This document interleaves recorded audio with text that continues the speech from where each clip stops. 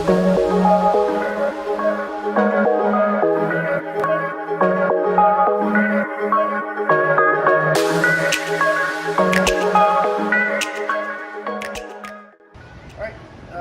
my name is I'm a helicopter pilot for Air Methods. We fly the Just for Kids helicopter here in Louisville for Norton Children's Hospital. I'll just give you guys a little bit of a tour around the hangar, show you the helicopters we fly, answer some questions that you may have, and go from there. So this is our primary aircraft. As you can see, it's in maintenance right now. Just like a car, the helicopters have to go through routine maintenance to be able to stay airworthy. This one is getting a complete engine change and a bunch of inspections.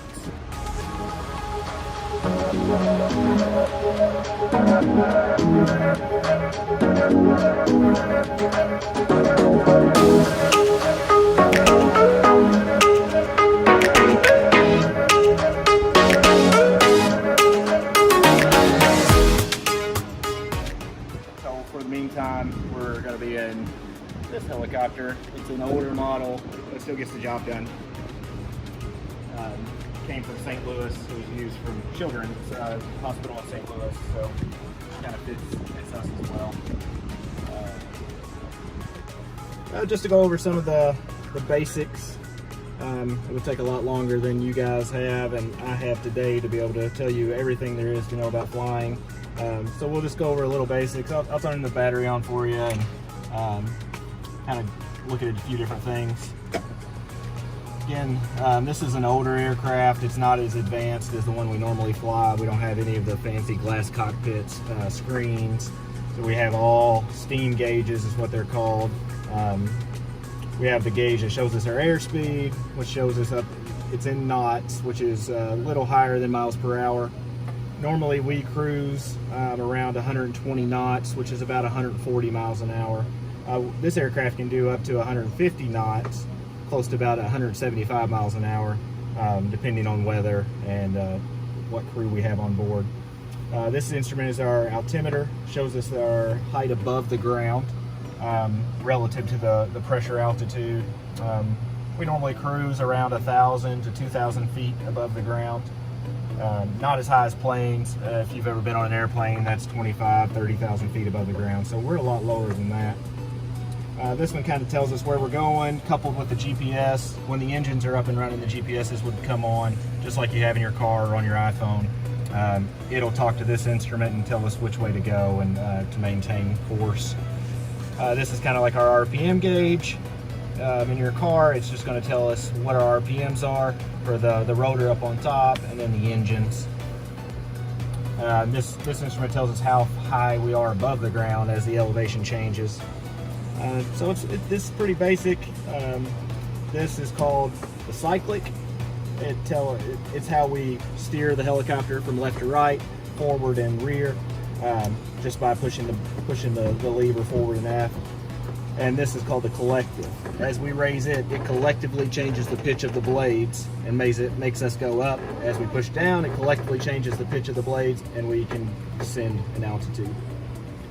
That's pretty much the basics of once over the world of what the helicopter controls are.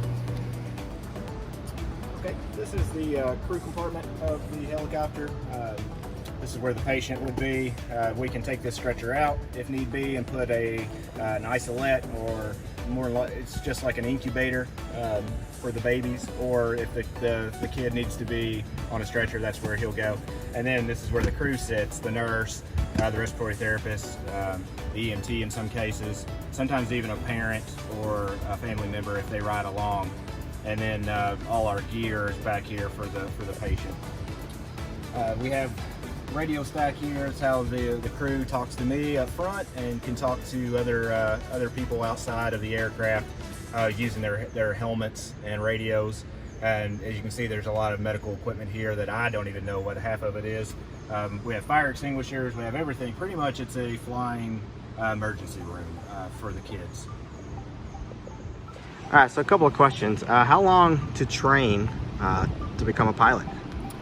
So basic to be a pilot, you could get your pilot's license in maybe 6 months. To be able to get to the level where you could get a job like this, it's going to take years. The minimums to be able to fly for a med evac company is 2,000 flight hours, which takes, it took me about 6 years to get the hours required to be able to get this job. What type of training did you have prior to? So I was in the U.S. Army. I flew Black Hawk helicopters. I did that for 13 years. Did a bunch of different things, from assaults to medevac there in Iraq, Afghanistan, Jordan, here stateside, was in Alaska and Germany. So a lot of different places, and a lot of different training kind of prepared me for this position. So if somebody wanted to get into the career of flying, how much would it cost for the training? What kind of different spectrum? So if you went to the military, it would cost you nothing. You'd get paid to learn how to fly the helicopter. You'd get paid to be an officer in the military, and you could get your training that way. If you wanted to go the civilian route, you could pay up to $100,000 to start out from the private pilot all the way up to the commercial, which is required to actually get a job. And I know you talked about this earlier, but how fast can these things fly as opposed to like a car? Yeah, depending on what aircraft we're talking about, you can get up to a max of 150 to 160 knots, which equates to about close to 200 miles an hour. And we don't have to stay on roads, so that's where we gain our time. When we're going from the hospital to the airport, or the airport to the hospital, we don't have to go follow I-65. We can shoot straight across, which saves a lot of time and gets us there quicker to get that patient back to the hospital. And how high can we fly? Most helicopters have a service ceiling around 10,000 feet. Above 10,000 feet is when you have to have oxygen, kind of like airplanes. And the cabins in helicopters, at least the ones we fly, aren't pressurized. So we stay way below that. Normally, we don't get over 3,000 feet on most instances.